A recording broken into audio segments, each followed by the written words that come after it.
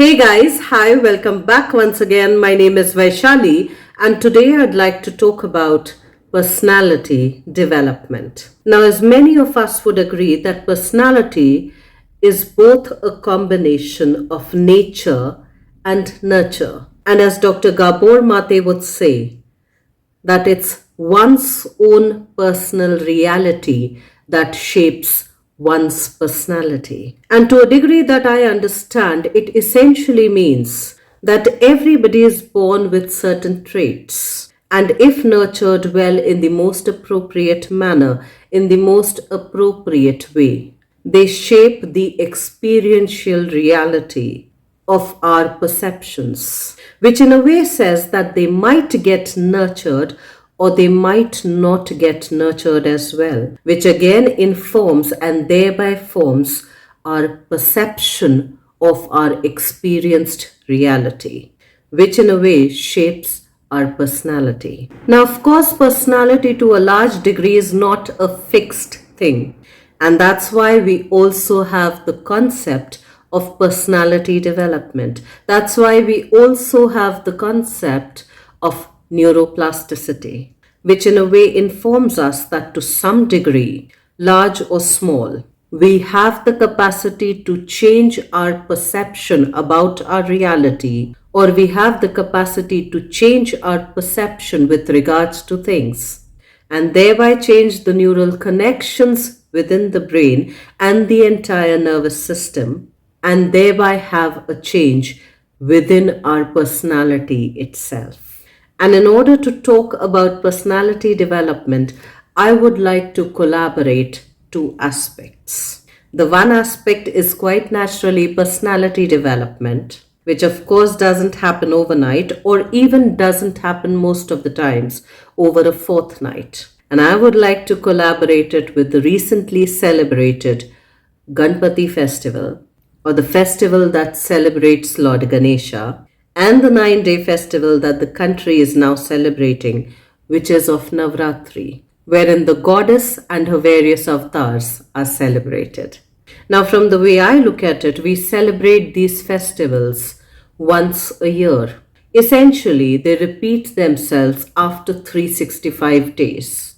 And if we look at the idols of our gods, and to us humans, they are certain ideas that we associate with God or godliness, or goddess or godliness. So if we think about Lord Ganesha, or if we think about the 9 avatars of the goddess, which are represented and carved out in keeping with certain ideas that we would want them to represent for us. And when we bring them home, or rather establish them in our homes for those few days, on some level, in my understanding, we are trying to inculcate some of those ideas within ourselves. We are trying to bring home the ideas that we can imbibe within ourselves. And so, if we understand Visarjan as a concept, which essentially means immersion, in a way, it's somewhere telling us that we are wanting to immerse ourselves in those ideas, or we are wanting to immerse those ideas within ourselves, and thereby change our consciousness on some level, thereby change our awareness on some level, which would naturally result in personality change. So, just to name a few, if we identify Ganesha or Ganpati with the king of Ganas, the king of people, somewhere we are probably wanting to be the king within the people, the king that has the capacity to capture the hearts and the minds of the people, and capture not in a confining way, but capture their attention in a more engaging way. For some, the idol of the god can also represent the idea of Vignaharta, of somebody who has the capacity to remove obstacles, who has the courage to be able to not only face the obstacles but also remove them. Somebody who has the strength, the mental, the emotional, and the physical strength to face and then to remove the obstacles. For some, the idol of Ganesha just might be the idea of knowledge and wisdom and creativity. For some, the idol of Ganesha can represent sanctity, sanity, and stability. And likewise, if we think about the goddesses that are established during this season, during the Navratri festival, again, every avatar of every goddess represents few ideas that in a cumulative way talks of the representation of the ideas that we associate with God, goddess, or godliness. When we talk about Ghataspaphana, or essentially bringing the goddess home, metaphorically, in my understanding, it's imbibing the qualities that the goddess represents, that the goddess personally represents for you. Now, during these 9 days, the various avatars of the goddess can represent knowledge, wisdom, creativity, passion, fearlessness, courage, determination, the ability to stand for one's own self and for one's own people, the ability to overcome every obstacle that comes one's way, which essentially would mean addressing and facing one's own fears or obstacles. That is proving to be a hindrance in one's own personal and interpersonal development. To some others, the aspect of goddess can also represent nurturing and care. To some others, the aspect of goddess can also represent wealth and financial abundance. And in my own understanding, since we are talking of personality development, since we are talking of personal development, what it actually means is sitting down with all of the aspects, the ideas that one would like to imbibe in themselves, which is what Ghataspaphana and Visarjan or immersion is all about. Not just welcoming those ideas and aspects into our lives, but even examining them, even observing them, and picking up one or two aspects that we would like to imbibe within ourselves, within our personality, within our personal reality, so that we have not only sown the seed of that one aspect that we would like to work upon, but we are also being realistic that since every development takes time,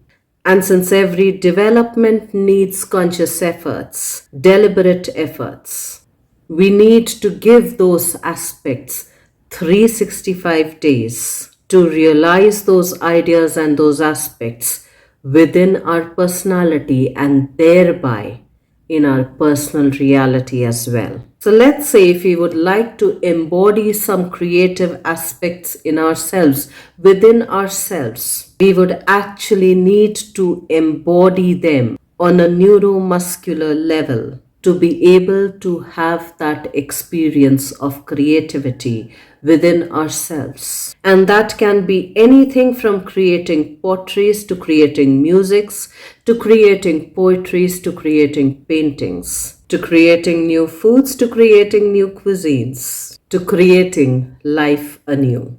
And we would need at least 365 days to be able to accept that idea, to be able to put a seed within ourselves of that idea, to then be able to put the works into that idea, to be able to generate that idea after a few months or a year.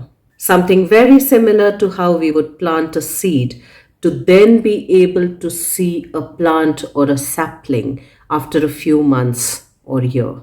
In a similar manner, if we would like to have more knowledge about things or even about a particular subject, we would need to sow that idea first within ourselves and then seek the company of those people who talk about that, who've got experience about that, to be able to gather knowledge about that particular subject, to be able to have some understanding about that particular subject.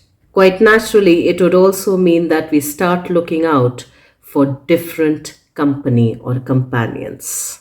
In a similar way, by the next 365 days, if we wish to become a little more courageous, if we wish to become a little more fearless, we would first need to acknowledge, to accept our fears, and then gradually develop the capacity and the skills to face our fears, to be able to overcome them. So, in my understanding, these are much more than religious practices. They have much bigger implications. They are indicative of the understanding that personal development or personality development can be a very intentional and a deliberate practice. And many a times it doesn't happen overnight or over a fortnight. And thereby, that one idea that we need to implement in ourselves or we want to implement within ourselves needs to be given time so that it is duly nurtured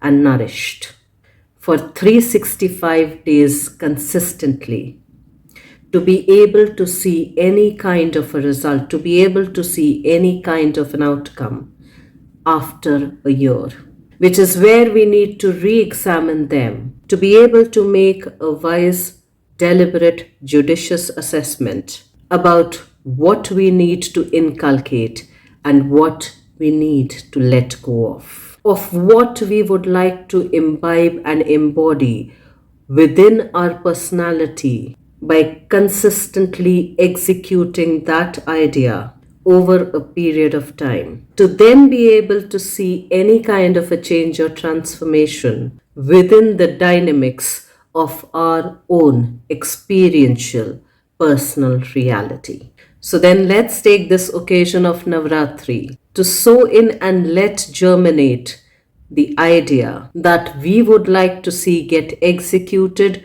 through us, within us, in the next 365 days, by the next year. Let's take this as an opportunity for a gradual transformation within. Let's take this festival as an opportunity to develop at least one aspect of our personality, to develop one thing about ourselves that we aspire and desire within ourselves. And it can be anything from being able to give help to being able to receive help, from being able to show appreciation and gratitude to honing our curiosity, from cultivating creativity to cultivating compassion, from being meek and timid with regards to certain areas of life to developing the courage to accept them, to face them, and learn how to overcome them. From being very intentional with how we speak and what we speak,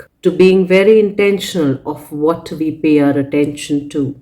So let's try and choose any aspect this year that we would like to imbibe and embody within our own personality and thereby a personal reality. Let's try and do that for ourselves, and I will see you once again the next week. Till then, stay tuned in. And guys, if you do like the contextual content of these videos, please do like, share, and subscribe.